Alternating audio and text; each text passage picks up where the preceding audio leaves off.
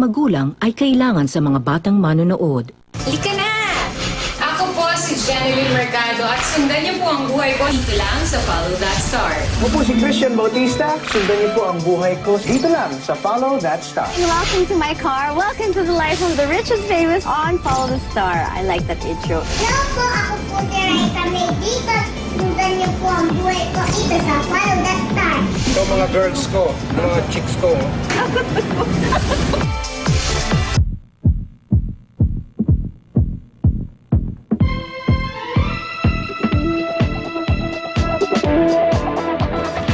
Nakita ko kung gaano siya nakakatuwa. Karakter talaga. Sobra ko siyang na-enjoy kasama. I'm thankful dahil I think she came at the right place at the right time. Everything just fell into the right place. So I'm thankful that she's there. At ngayong espesyal na araw niya, we will spread happiness. Samahan niyo kaming silipin ang buhay ng ating one and only primetime queen, Miss Marian Rivera, dito sa Follow That Star. Thank you. Ano siyang tingin? Chusero ka, kuya.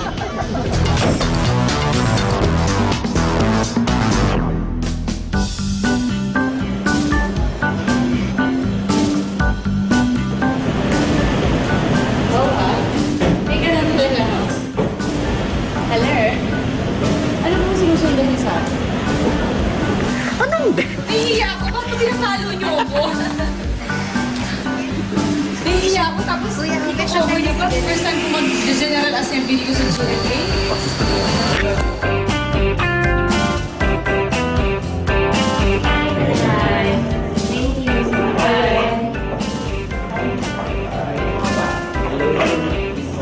General Assembly natin ito ngayon. So, kung i-take natin ngayon, mag-award tayo ng mga empleyado natin. Naka 5 years, 10 years, 20 years, 30 years. 20, 25, and 30. May question lang ako dito. Yes, ma'am. Gusto niyo ba talagang sabihin ko pa itong mga maganda yung huwag na kayo muna magbago, mga tagisip? Pwede po, pero kung ayaw niyo po, call niyo pa rin naman po. You can just say hi, hello, kamusta yung sila na? Oo, parang gano'n na lang. Ako yung tipong taong napaka-transparent. What you see is what you get. Kung ito si Marian, ito na yung nakikita nyo, ito na yan. Wala na yung on and off cam, ito na yon. Nagsimula ako as commercial model. After nun, nakita ko ni Mr. Tuviera. Yun yung manager ko ngayon. Na parang pinahanap niya ako kasi para daw sabi niya, may something itong batang ito. Nilatag sa akin, gusto mo ba mag-artista, ganyan-ganyan. Parang sabi ko, ay hindi pa po ako ready. Kasi meron pa akong thesis na tinatapos nung college ako. Hanggang sa natapos ko yung thesis ko, nag-work ako sa mental, dyan sa Mandaluyong for 3 months. Hanggang finally, merong sis na show na parang yung mga commercial na tumatak sa mga tao. May nasabi ba ako? May nagawa ba ako? O hindi ginawa? Ano? Gutom lang ako.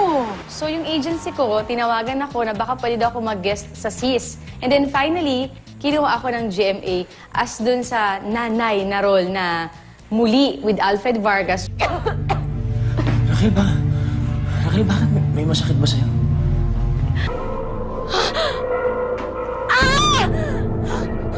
And then nanay na naman ako sa Super Twins ni Jeneline at saka ni Nadine Samonte. Saktan mo na ako, huwag lang ang mga anak ko!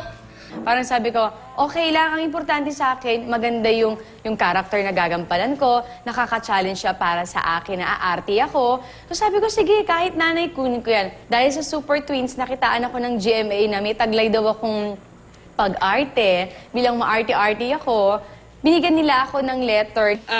Kino-congratulate po ako dahil ako daw po yung napiling Marimar. Wow! Pakita mo! Yay! This is for you. Thank you po. Hindi ako mawawala. Dahil ako si Darna, ang inyong tagapagtanggol.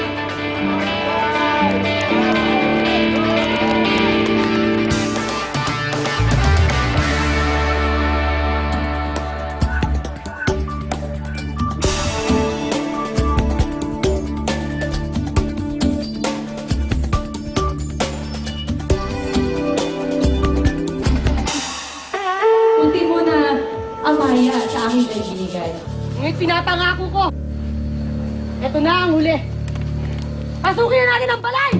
Tayo na! Isa lang ako sa milyong-milyong mga Pilipino na proud sa kanya, sa mga achievements niya. Magmula nung nagsimula siya sa tape, yung sa kanyang afternoon show, hanggang sa Marimar, lahat ng mga major roles na pwede ibigay sa isang babae, nagampanan niya ng sobrang ganda.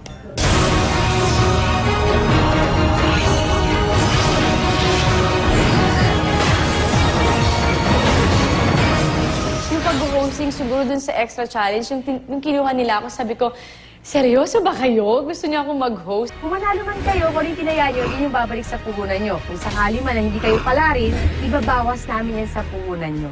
Parang pinag-isipan ko siya na maraming beses kasi aaminin kong natakot ako. Kasi first time siguro lahat ng bagay na nangyayari sa buhay mo ng first time, parang hindi mo alam kung ano magiging reaction mo.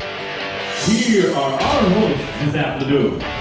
One of the Kapuso main actors and the lovable team from Women's Five, Mikael Taez.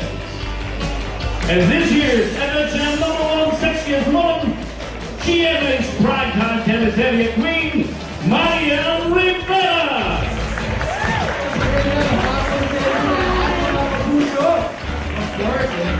Yes, sinasabi po mga kapuso. But anyway, gusto ko na sabihin, ay congratulate ang aking co-host ngayon. Okay, alam na natin, F8M's #1. Pero alam niyo ba, she is also 2013 Celebrity of the Year for Yahoo OMG Awards. Thank you natin, guys! I'm happy that she's given that title kasi napatunayan naman niya yan sa kanyang mga nagawang roles. Napatunayan niya yan sa mga taong napasaya niya at sa mga bagay na po pwede pa niyang gawin dahil isa siyang magaling na artista. Ang maganda sa relationship namin ni Dong, once a week, nagkakaroon kami ng heart-to-heart talk. Magdi-dinner kami, o ano nang gagawin mo, ako, ito yung project ko, ganyan-ganyan. Pero hindi to the point na nagpapaalam. Kumbaga, nagkukwentuhan kami, parang as best friend nga kami. Parang, ay, ito yung mga gagawin namin, ito yung gagawin ko. So, alam na namin. So, may mga bagay na hindi na kami nagugulat. Like, example, gagawa siya ng movie. O ano, baby, ganito yung konsepto namin, ganito-ganito, yung director namin. So, ganito, ikaw, anong gagawin mo? Ay, naku, may shoot ako ng ganitong magazine, ito yung konsepto. So, alam namin, very open kami sa bawat emosyon, physical man yan o emosyon, lahat open kami sa isa't isa. Bilang nandito na po kayo sa stage, sasayaw po kayong tatlo. Diba? Music yung sayaw! Music! Oh, gentleman! Gentleman!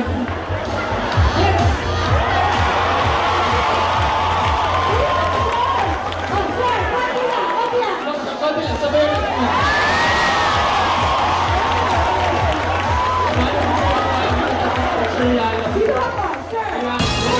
Hindi ko alam kung pwedeng sabihin, parang sinasabi nila sa akin na parang every single na centavos na binabayad ng GMA sa akin is worth it. Siguro dun pa lang parang ang saya-saya ko na.